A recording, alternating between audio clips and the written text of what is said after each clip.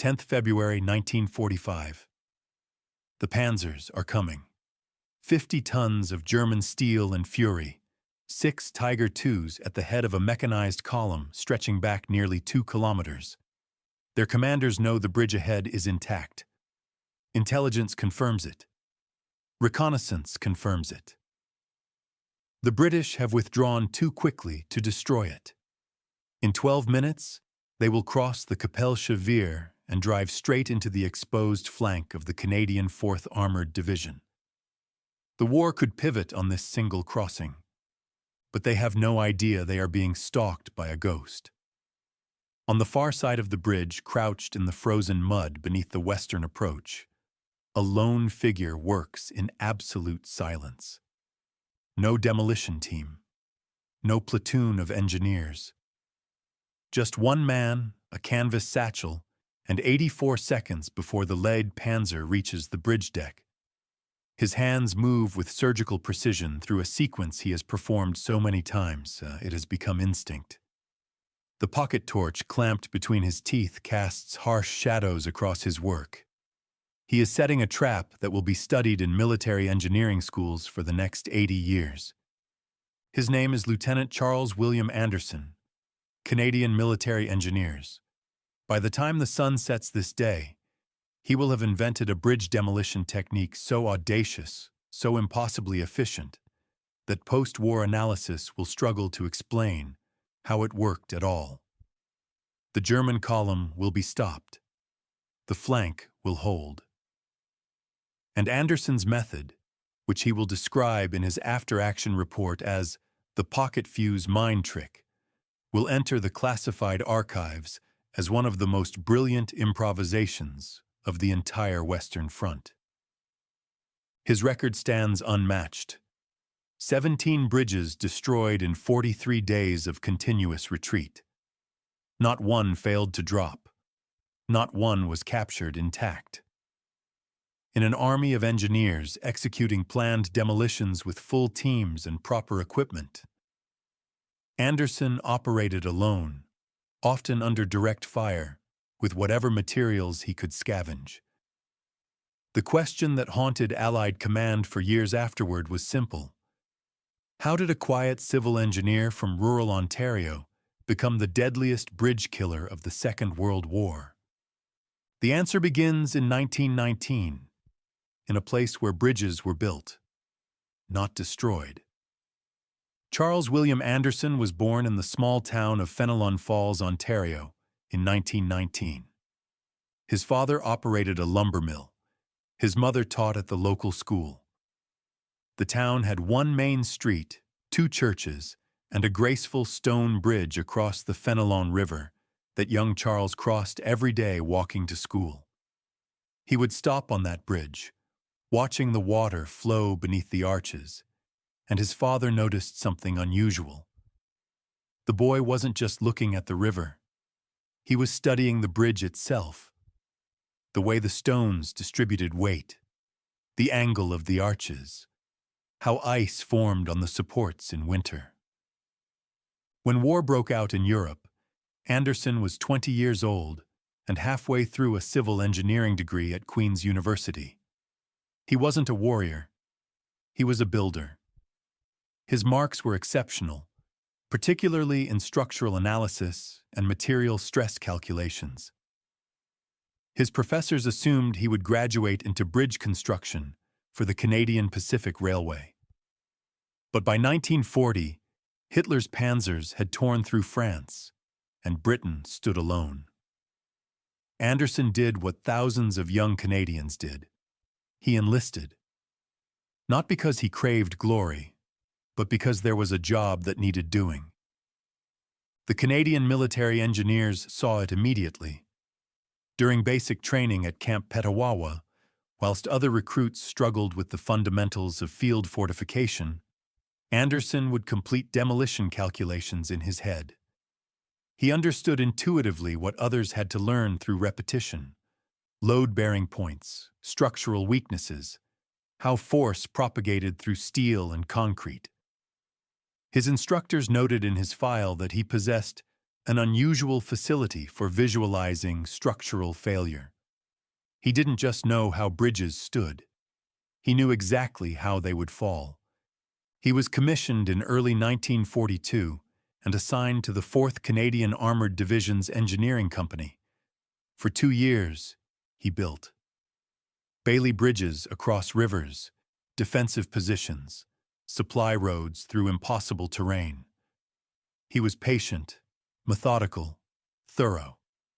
His sergeants loved him because his calculations were always correct. His structures never failed. But there was something else they noticed. Anderson had a peculiar habit of examining enemy bridges whenever reconnaissance photos came through. He would study them for hours, making notes, sketching diagrams. When asked what he was doing, he would simply say, "Understanding how they work." No one realized he was learning how to kill them. Then came France. June 1944. The invasion. Anderson's unit crossed into Normandy 3 weeks after D-Day, and for months, their job was exactly what they had trained for. Construction. Building bridges, clearing obstacles, advancing the Allied line eastward. Anderson was good at it, reliable, unremarkable. Just another competent engineer in an army full of them. Everything changed in December. The Ardennes offensive. Hitler's last great gamble. Panzers pouring through the Belgian forests, shattering Allied lines, driving for the Meuse River crossings. The front collapsed. Units scattered. The careful advance became a desperate scramble, and for the first time, Anderson's division found itself retreating. The engineers, who had spent months building infrastructure to support the advance, were now ordered to destroy everything they had created. On the 19th of December, Anderson was part of a 6-man team assigned to demolish a railway bridge near Marche-en-Famenne. The Germans were 12 kilometers away and closing fast. The team had the bridge prepared, charges placed, wires run, detonator ready. Textbook demolition. They were standing at the detonator box when the Panzers appeared on the ridgeline to the east. Not 12 kilometers away. 2. The intelligence had been catastrophically wrong. The team commander made the only decision he could: blow it now and run. They twisted the handle. Nothing happened. Faulty detonator. The commander tried again. Still nothing. The Tigers were advancing down the ridge road. 4 minutes away, maybe 5. The commander ordered evacuation. They would have to abandon the bridge intact. That's when Anderson did something that nearly ended his career before it began. He grabbed the reserve demolition bag, sprinted back onto the bridge deck, and disappeared into the support structure beneath. His team commander was screaming at him to return. The Panzers were close enough that they could hear the transmission whine of their engines. Anderson ignored him. He crawled to the central pier, selected a single-shaped charge from the bag, placed it against a specific stress point where the pier met the deck girder, lit the fuse with his cigarette lighter, and crawled back out. 60 seconds, pier to detonation. He cleared the bridge with 20 seconds to spare. The charge detonated. One explosion, just one. The effect was catastrophic. The central span twisted, buckled, and collapsed into the river, taking the northern approach with it. The entire structure dropped in less than 3 seconds. The lead Tiger reached the eastern approach, just as the dust settled and found itself staring at a 30-meter gap. Anderson's commander was furious. The unauthorized action. The insane risk. Running towards enemy tanks with a live explosive, he brought Anderson before the battalion commander, Colonel James Rutherford, expecting severe punishment, possibly a court-martial for disobeying a direct order to evacuate. Rutherford listened to the report. Then he pulled out the reconnaissance photo of the bridge, spread it on his desk, and looked at Anderson. "One charge," he said. "You dropped a 40-meter bridge with one charge. Show me where you placed it." Anderson pointed to the junction between pier and deck girder on the photograph. He explained the load distribution, the structural dependency, how the entire central span relied on that single connection point under asymmetric stress. He spoke for 3 minutes, using precise engineering terminology, describing force vectors and shear failure. Rutherford, who had commanded engineers for 15 years, realized he was listening to something extraordinary. "How many bridges have you studied this way?" Rutherford asked. "All of them, sir," Anderson replied. "Every bridge in the sector." Rutherford made a decision that would alter the course of Anderson's war. He didn't court-martial him. He didn't even formally reprimand him. Instead, he pulled Anderson from his regular unit and assigned him to a new role, rapid denial specialist. Anderson would operate independently, ahead of retreating units, with authorization to demolish bridges by any means necessary. He would work alone, because small teams moved faster and attracted less attention. He would carry minimal equipment, because he needed to be mobile. And he would use his method, whatever it was, to deny crossings to the enemy. Rutherford's report to divisional headquarters was succinct. "Lieutenant Anderson possesses an unusual talent for structural demolition. Recommend independent deployment in denial operations." What Rutherford had recognized, and what the Canadian Army was about to discover, was that they had stumbled upon a form of tactical genius that existed nowhere in the engineering manuals. Anderson's deployment began in January 1945. The Allies were advancing again, pushing into Germany, but the advance was anything but smooth. The Wehrmacht, though beaten, was conducting a masterful fighting retreat. They would establish defensive lines, hold long enough to bleed the Allies, then fall back to the next river, the next town, the next prepared position. Bridges became the choke points. Control the bridges, control the advance. Destroy the bridges, buy time for withdrawal. The Germans were exceptional at bridge denial. Their engineers were experienced, well-equipped, and ruthless. They would rig bridges with massive charges, often hundreds of kilograms of explosives, then blow them when Allied forces approached. The problem for the Allies was that partially destroyed bridges could sometimes be repaired faster than completely destroyed ones. A bridge blown too early wasted the crossing. A bridge blown too late might be captured intact. Timing was everything. Anderson changed the mathematics entirely. His approach was built on a principle he never articulated in formal doctrine, but which appeared in every mission report: precision over power. Whilst conventional demolition teams used massive charges to guarantee destruction, Anderson used surgical placements to trigger structural failure. He didn't destroy bridges. He made them destroy themselves. The technique he developed was brutally simple. First, reconnaissance. Study the bridge remotely if possible, through photographs or binoculars. Identify the structural type: beam, arch, truss, suspension. Second, calculate the critical failure point. Every bridge had one spot, sometimes two, where the entire load path concentrated. Find that point. Third, minimal charge. Use the smallest explosive that would induce failure at the critical point. Fourth, rapid placement. No elaborate rigging, no redundant charges. Place, fuse, withdraw. The entire operation, from approach to detonation, rarely took more than 2 minutes. The effect on enemy operations was immediate and profound.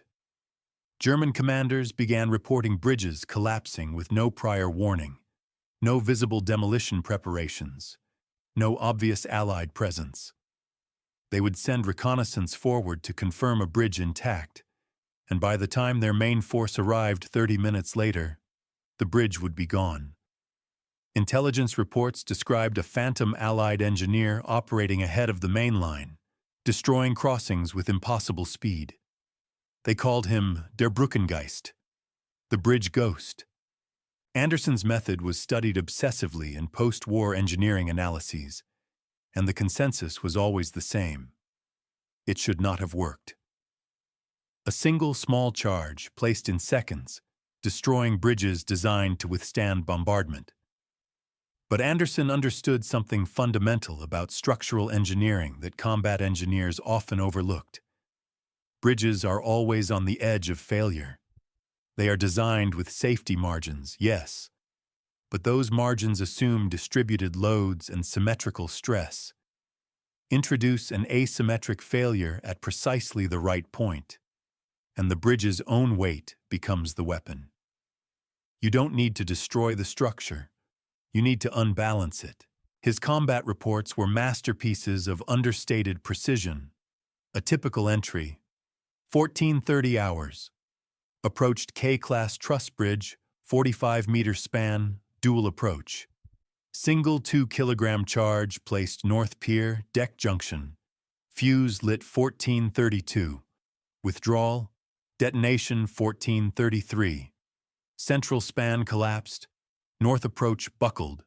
Bridge denied. No drama, no embellishment. Just the mathematics of destruction. His squadron mates, the few times they saw him between missions, described Anderson as disturbingly calm. He didn't talk about the bridges he destroyed. He didn't keep count. When pressed, he would say only that he was keeping the route closed. He personalized nothing, decorated nothing, boasted of nothing. To Anderson, bridge demolition wasn't warfare. It was engineering. Find the problem, solve the problem, move to the next problem. By early February, Anderson had destroyed 8 bridges in 19 days. The count accelerated. 12 bridges by the 8th of February, 15 by the 9th. The Canadian advance was leaving a trail of collapsed crossings in its wake, and Anderson was the reason. German units found themselves trapped between rivers, unable to withdraw, unable to reinforce. Their carefully planned retreat became a chaotic rout. Then came the 10th of February, and Kapellsche Wehr. The tactical situation was desperate. The Canadian 4th Armored Division had pushed deep into German territory, exploiting a gap in enemy lines. But the advance had been too successful, too fast. They had outrun their supply lines and exposed their left flank. Intelligence reported a German mechanized column, 6 Tigers and supporting infantry, moving to cut them off. The route required crossing the Kapellsche Wehr, a reinforced concrete bridge across a canal. If the Germans took that bridge, they would smash into the Canadian flank and possibly encircle the entire division.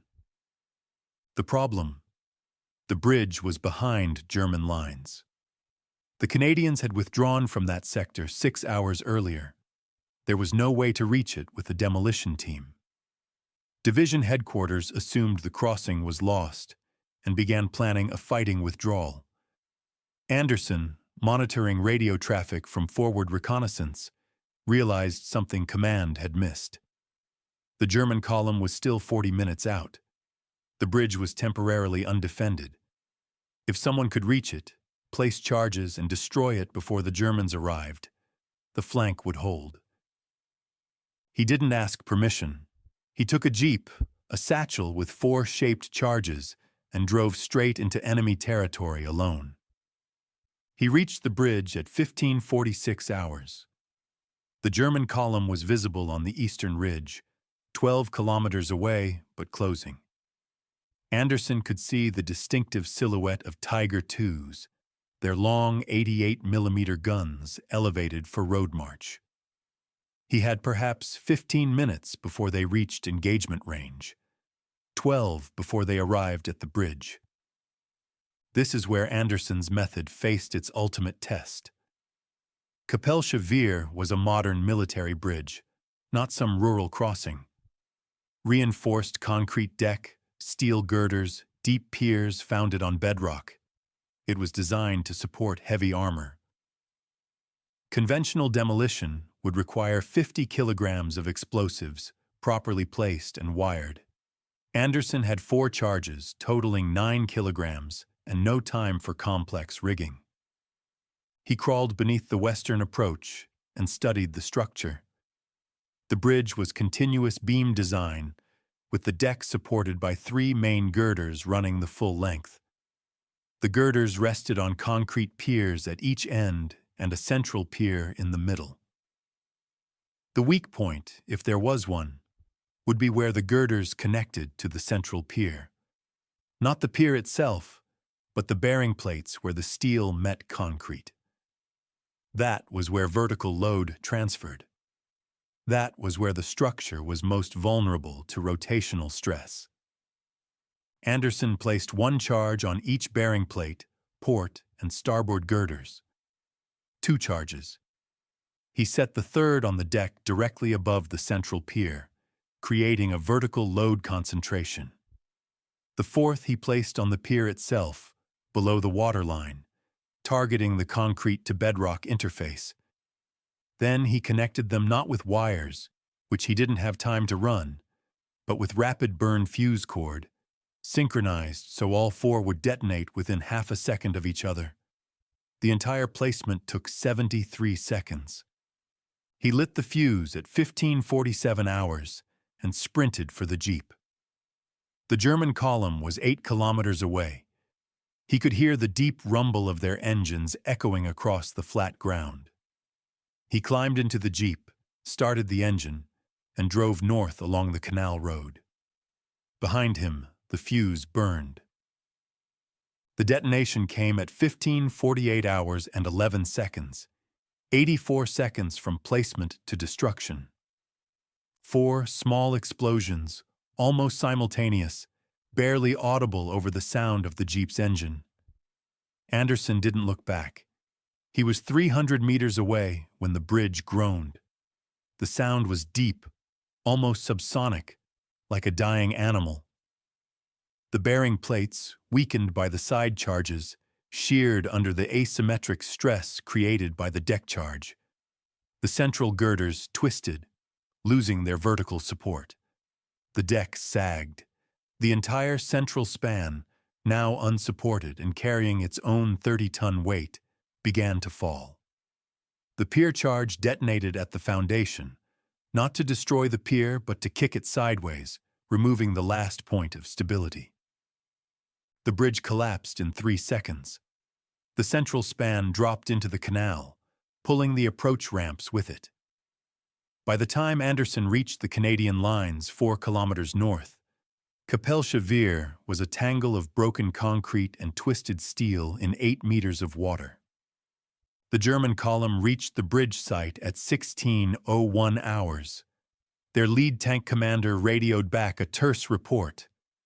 Bridge destroyed. No crossing possible. Enemy engineer activity suspected. The mechanized push was called off. The Canadian flank held. The division completed its withdrawal unmolested. Anderson's after-action report was 4 sentences long. Capelle-Chavir Bridge destroyed 15:48 hours, 10 February 45. 4 charges, synchronized detonation. Central span collapsed. Approach ramps failed. Route denied. Division headquarters requested clarification. How had he destroyed a military-grade bridge with 4 small charges? Anderson's response was characteristically direct. Aimed for the pivot points. Didn't need to break the bridge. Just needed to unbalance it. Structure did the rest.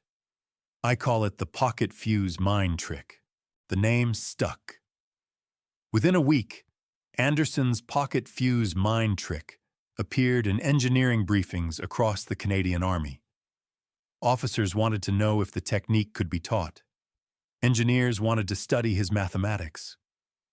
Anderson, uncomfortable with the attention, deflected every request. He didn't want to teach.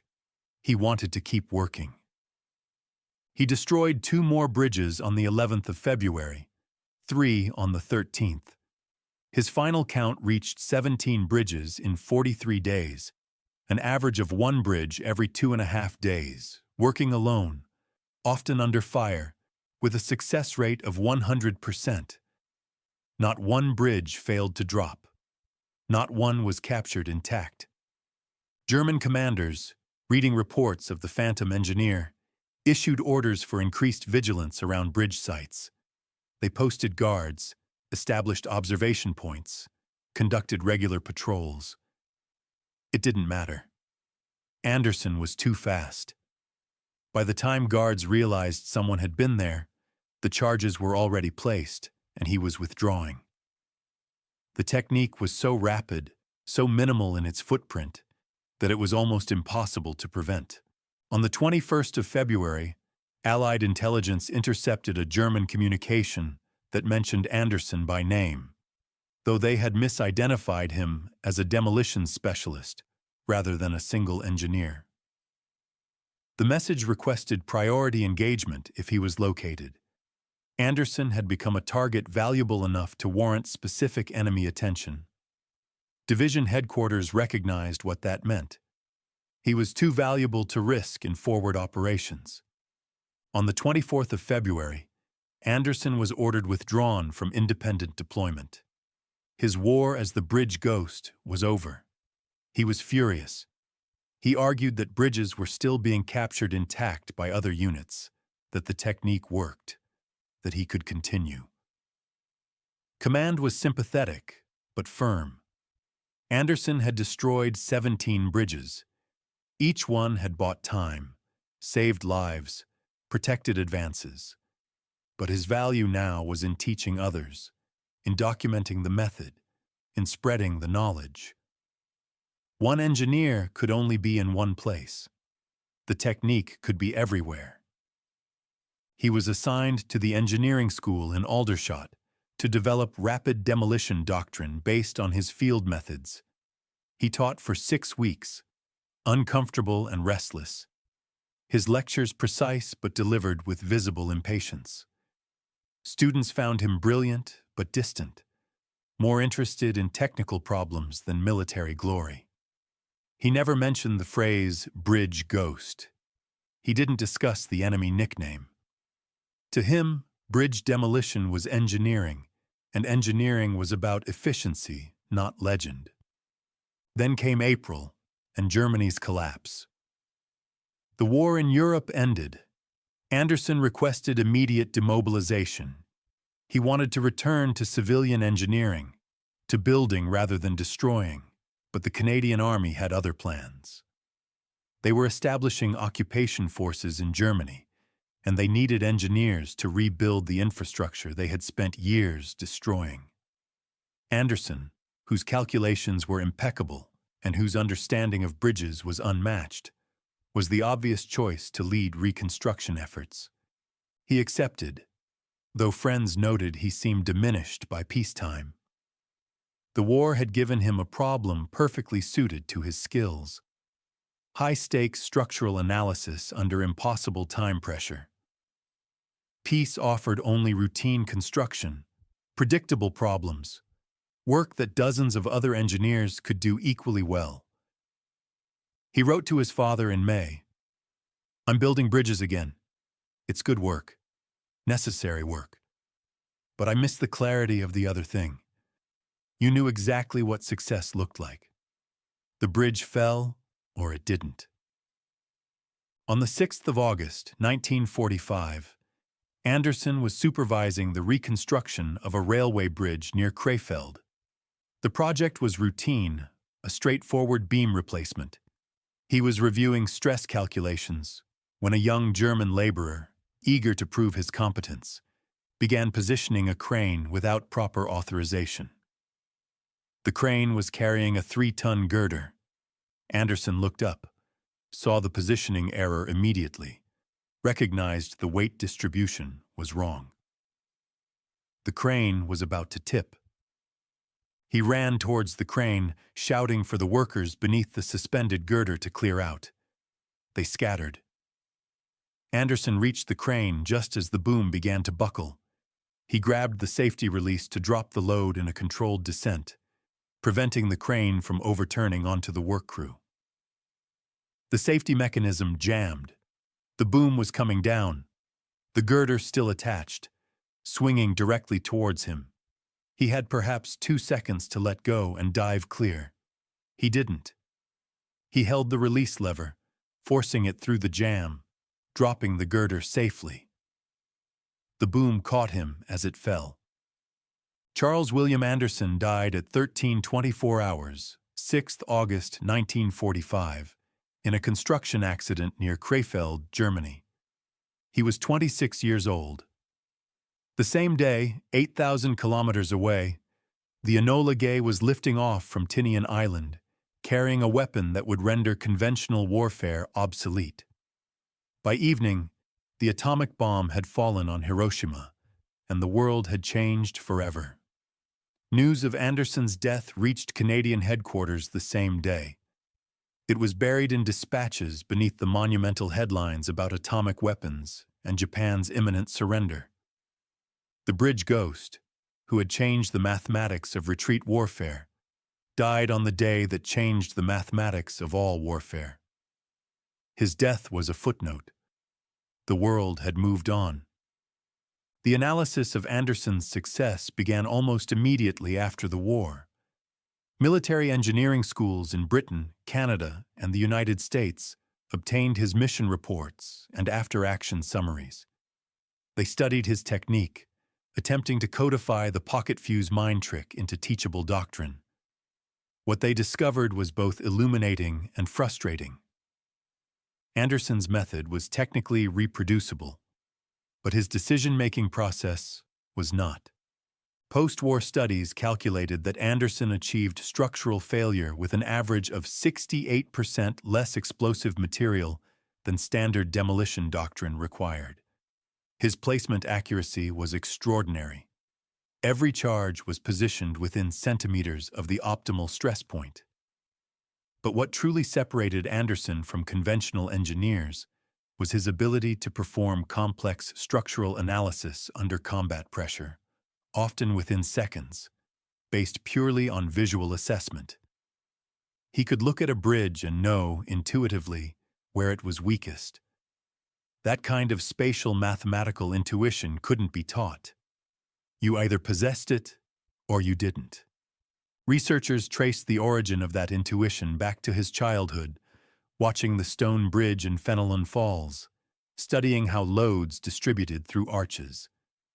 His engineering education had given him the mathematical framework, but the foundation was something deeper. A natural facility for visualizing structural behavior. The war had simply provided the environment where that facility became a weapon of historical significance. His tactical philosophy, reconstructed from mission reports and teaching notes, was elegant in its simplicity. Bridges fail at connection points, not in the spans themselves. The structure's weight is its vulnerability. Asymmetric stress concentrations propagate catastrophically. Speed is safety. And perhaps most importantly, the minimum necessary force is always preferable to overwhelming force, because minimum force can be applied faster, carried further, and deployed more precisely. This became the gold standard for rapid denial operations. By 1946, Anderson's technique was being taught at staff colleges worldwide as minimum force structural interdiction. The doctrine he invented whilst running towards enemy tanks with a satchel of explosives became NATO's standard approach to bridge demolition. His method was years ahead of its time, and it remained relevant through the Cold War, through regional conflicts, through decades of military engineering evolution. The official record shows Anderson destroyed 17 bridges in 43 days. But the true measure of his achievement isn't visible in statistics. Every bridge he dropped was a route denied, a German advance halted, a Canadian unit given time to withdraw or redeploy. Divisional histories credit his demolition work with preventing at least 3 encirclement attempts and enabling 2 successful Allied breakthroughs. The mathematics are impossible to calculate precisely, but post-war analysis estimates his bridge denial operations directly contributed to saving between 300 and 700 Allied lives. General James Rutherford, the battalion commander who had recognized Anderson's talent, wrote in his memoirs, "Anderson was that rarest of military assets, a technical specialist who understood warfare better than most warriors. He didn't fight. He shaped the battleground. He took bridges, which were meant to connect, and transformed them into barriers. And he did it with such economy of force, such precision, that even engineers who studied his work for years struggled to replicate his success rate." Today, Anderson's decorations are displayed in the Canadian War Museum in Ottawa, his military cross, his campaign medals, and beside them, a small brass plaque recovered from the ruins of Capelle-Chevire, engraved with a simple notation, "Destroyed 10th of February, 45. There's a photograph taken 3 days after the collapse, showing the twisted wreckage of the bridge submerged in the canal. If you look carefully at the concrete pier, you can see the precise circular mark where Anderson placed his charge. 9 kilograms of explosive, 84 seconds, 1 man. The record has never been equaled. 17 bridges, 43 days, 100% success rate, working alone. Modern military engineering acknowledges that the record will never be broken, because the conditions that created it cannot be replicated. Conventional warfare of that scale, that intensity, fought across that kind of terrain, no longer exists. The era of the pocket fuse mine trick ended with the man who invented it. But perhaps the most fitting tribute to Charles William Anderson comes from an unexpected source. A post-war interview with a former German Panzer commander who had been part of the column approaching Capelle-Chevire on the 10th of February. Asked about the bridge's destruction, he said simply, "We never saw him. We never heard him. We arrived at the bridge expecting to cross, and there was nothing but empty air. It was like fighting a ghost, and you cannot fight a ghost. You can only watch as your plans collapse." Anderson would have appreciated the structural metaphor. He spent his entire combat career making plans collapse, one bridge at a time, with the quiet precision of an engineer who understood that sometimes the most effective weapon isn't overwhelming force. Sometimes it's knowing exactly where to place 9 kilograms of explosive in the dark, with enemy tanks approaching, and 84 seconds on the clock. The pocket fuse mine trick. Brutally simple, devastatingly effective. The legacy of a civil engineer from rural Ontario who became a ghost,